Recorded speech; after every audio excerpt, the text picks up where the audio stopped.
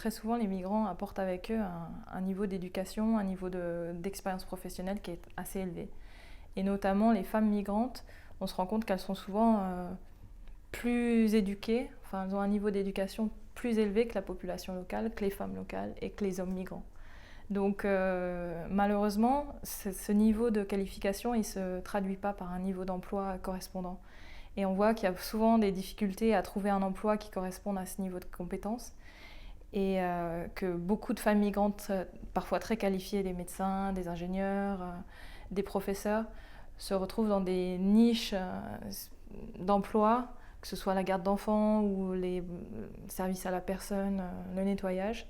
Et donc il y a un gâchis de compétences, d'énergie qui est vraiment alarmant, surtout dans une ville comme Genève qui accueille un grand nombre de migrants.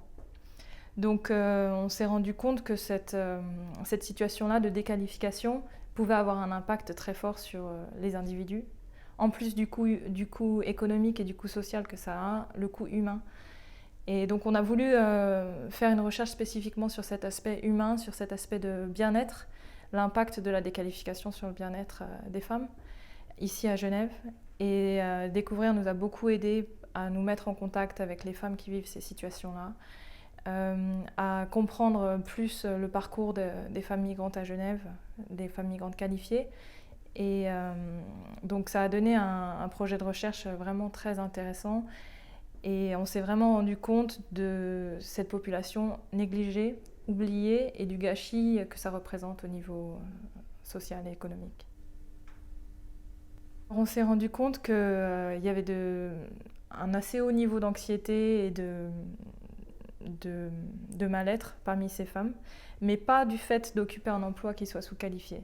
Le plus haut niveau de difficulté à vivre la situation est plutôt au niveau de la recherche d'emploi. Donc d'avoir un emploi sous-qualifié, c'est pas finalement le plus difficile à vivre. Le plus difficile à vivre, c'est de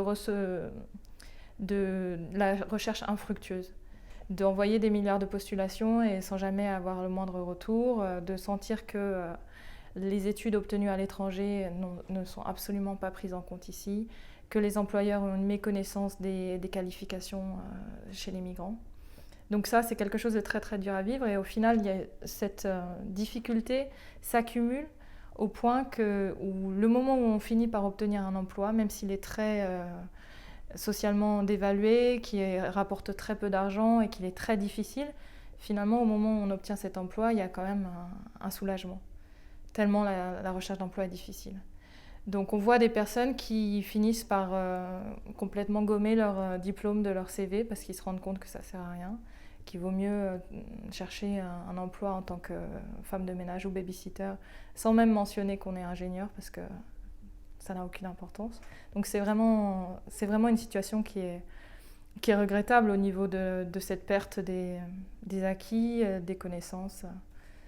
Et c'est là que je pense que Découvrir fait un travail très important au niveau du soutien individuel à ces femmes pour qu'elles gardent un peu confiance en elles, qu'elles trouvent des moyens innovants d'adapter leur profil à la réalité genevoise et au marché qui est en face d'eux et de rebondir.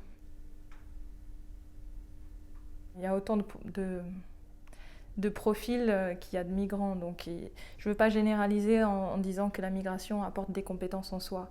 Chaque parcours est unique, mais il est clair que l'expérience de la migration va mettre en avant les capacités d'adaptation des individus, leur capacité à se réinventer, à se recréer, et ça c'est vraiment important pour les employeurs. Ça peut être qu'une richesse pour un employé d'être aussi créatif et innovant. Donc dans cette recherche, on a vu vraiment la résilience s'exprimer à travers ces femmes, la capacité à repartir de zéro, à se recréer une identité professionnelle, à reprendre des études. Vraiment, c'était surtout à un âge où on a déjà une bonne expérience professionnelle, recommencer dans une autre carrière, ça montre des capacités de résilience très fortes. Maintenant, Découvrir, on voit qu'ils se sont ouverts à toute la réalité des groupes migratoires à Genève. Donc vraiment une volonté de toujours apprendre de nouvelles façons de rendre service à ces femmes, de personnaliser le service autant que possible.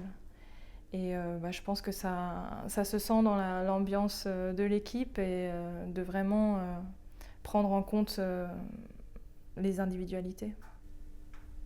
C'est sûr que le cas de la Suisse est emblématique de d'autres grands pays industrialisés. Parce qu'il y a beaucoup de pays qui ont mis en place des systèmes pour admettre les migrants sur leur territoire et pour les sélectionner en fonction du capital humain qu'ils possèdent. Donc la plupart des pays essayent vraiment d'attirer les migrants les plus qualifiés pour nourrir leur économie, leur société. Donc c'est vraiment paradoxal de voir que dans des pays comme la Suisse ou le Canada, l'Angleterre, les migrants on essaye d'attirer les migrants les plus qualifiés et pour autant ils connaissent de grandes difficultés à s'insérer sur le marché du travail. Donc il y a ce paradoxe entre vouloir les attirer mais ne pas leur donner toutes les chances de transformer cet essai-là en un emploi et une vie la plus intégrée possible. Et de ce point de vue-là, on se rend compte dans tous les pays de destination que les femmes cumulent les désavantages. Elles sont souvent dans des professions qui s'exportent moins bien que celles où les hommes dominent. Les femmes sont souvent dans des secteurs comme l'éducation, la communication, le droit.